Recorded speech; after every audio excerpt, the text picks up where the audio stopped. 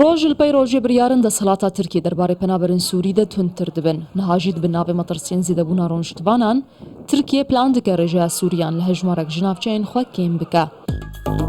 هەژمارە پەنابەرن سووری لە تورکی 3,672,646 پەنابەرن گوتکە 4% هەژمارە ڕۆژتبانên تورکیە.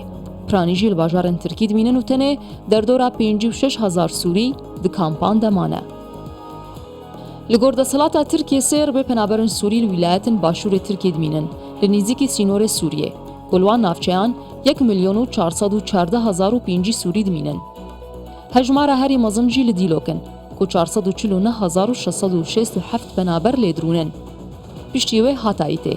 Derdora 435,609 penaber lêdimînin.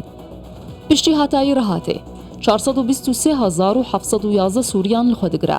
Li dawiyê jî Kilis ku derdora 105,000 penaberên Sûrî dihewîne.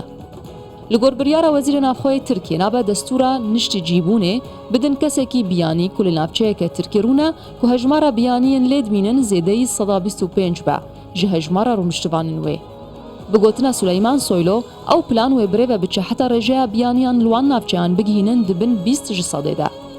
Tirkiye piştî 11 salan ji nû ve hest kir ku zêdebûna Sûriyan li welatê wê dê bibe gef li ser demografiya Tirkiye. Li gor medya Erebî jî plana Tirkiye ji du qunaxan pêk tê.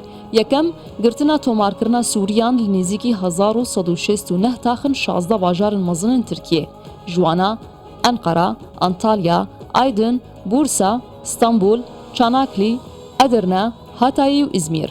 Li destpêkê jî wê ji Stenbolê dest pê bikin ku derdora 525,241 Sûriyan li xwe digire.